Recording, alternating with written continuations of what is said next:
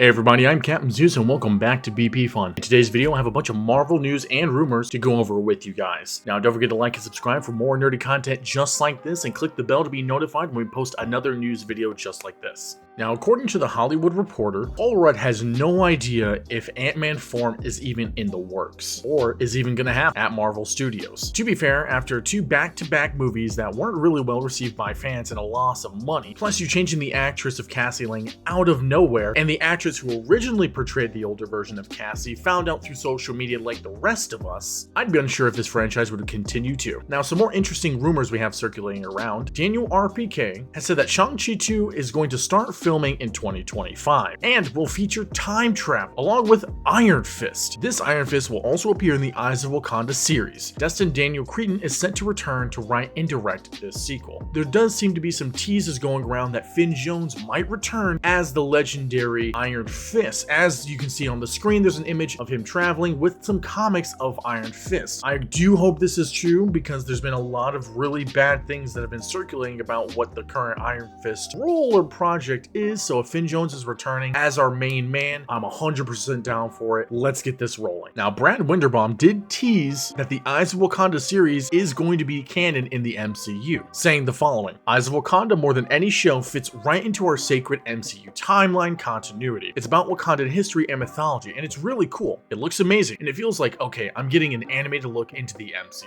We'll have to see how this series does turn out, but there's a lot of high hopes for this series considering how the previous projects of Black Panther have turned out. Now, the spiciest rumor I've ever heard to date is one I'm 100% on board for. Hayden Christensen, best known for playing Anakin Skywalker in the Star Wars saga, is rumored to be the Silver Surfer in the MCU. This would not only be a huge break for our chosen one, but would definitely get Star Wars fans like myself very excited. And let's be honest, he can play some very dramatic scenes. We've seen it in Ahsoka, we've seen it in the earlier works of Attack of the Clones and Revenge of the Sith. He can honestly play a broken hero so well, and I think this would be a fantastic role for him. Honestly, I don't know why we're still thinking about it. Just sign him up already. Now, rumor has it that Maestro will be making his MCU debut very soon in an upcoming project that heavily involves Mark Ruffalo, who does play the Hulk in the MCU. Now, Maestro is a villain version of the Hulk from an alternate future, which ended up being Earth 9200. The Maestro possesses Bruce Banner's intelligence and the Hulk's strength and more malevolent personality traits. Now, this project could be a Captain America Brave New World, since Red Hulk will be in the movie, as well as the Leader, which is another Hulk villain. Or it could be a World War Hulk project, because according to Casey Walsh, World War Hulks is being developed as an Avengers film, most likely since Hulk isn't allowed his own solo project anymore because of Universal. Now, this could replace Avengers Kane Dynasty as the Avengers 5 movie, and since we'd already have the Red Hulk and other Hulks introduced because of She-Hulk, this would fit perfectly. And honestly, I know tons of fans have been begging for World War Hulk, at least a more comic accurate and more intense version than what the MCU typically gives us for adaptations of Hulk projects. Considering how we didn't get to see a Planet Hulk project do any justice because of Ragnarok, I think doing a World War Hulk movie as Avengers 5 would be absolutely bonkers. You know for a fact if this is done right, this could be the next best thing. Now, in case you missed it, because it's a series that really nobody asked for or is really anticipating or excited for these days, the Agatha spin-off series has undergone its 4th title change. The show is now called Agatha. That's it. And the first episode for this series has been revealed to be titled the following: Agnes of Westview. The episode will follow Agnes, who is still trapped inside Wanda's spell, investigating a murder case in Westview. This title change has gone from, in no particular order, it was the Darkhold Diaries, then the Coven of Chaos, and then House of Harkness, and now we're at just Agatha. Like, it's kind of, we mentioned this in a previous podcast episode, a trend where Marvel will just give them the name, like they'll go through all these title changes just to have the show or movie be just the name of the character. It's kind of ridiculous, and honestly, I don't think anyone's excited for this. I don't think anyone has ever been excited for this, even when the WandaVision series dropped, because no one really cares. No one asked for this. It's not something that really is needed, respectfully. Unless this introduces Mephisto into the MCU and it really ties into the supernatural towards that way and makes Agatha more of a villain, I don't think anyone's gonna care. Now, going off of the non-MCU canon projects, Venom 3 has a brand new title. It's going to be titled Venom Venom: The Last Dance, set to release in theaters October 25th of this year. Please let us know in the comments below if you are excited for the final Venom project, and if you want to see Tom Hardy come back as Venom in the MCU. Now, speaking of the Sony Spider-Man movies, a lot of fans have noticed the quality of the Sony Marvel Universe and the MCU, stating that Sony, a camera and TV company, is invested in making their content as consistently high quality as possible, whereas Marvel, well, I'm sure you can see where this is going. It's almost a tale as old as time, where the MCU visuals are just getting to such an unlaughable state compared to other studios. Supposedly, the exact same cinematographer for Spider-Man No Way Home is the same one who did Madam Welf. You couldn't even tell the difference with the quality of the visuals. Now, I think that's absolutely crazy that these two companies has such drastic quality and visuals of their projects. Finally, Marvel is reportedly tossing around the idea of making more seasons of the OG Spider-Man the Animated Series. Marvel's also said to be having talks about exploring the 90s animated universe, which would most likely be explored through the X-Men 97. This would include, obviously, the Spider-Man animated series, the X-Men 97 series, Fantastic Four, and so on and so forth. Now, is this a cash grab, or could this be a wish come true for those of us that watch these shows as kids? We'll honestly have to see what happens with the X-Men 97 series, and if this rumor does indeed come true. I think it would be a kind of cool thing to have a animated universe, non-MCU canon, that's based off of the OG 90s series that's so beloved, as long as it's done right. However, at the same time, I do feel like this is more of a cash grab, so I'm kind of torn on this. What do you guys think? Let us know in the comments below. I'm Captain Zeus, and I'll catch you guys later.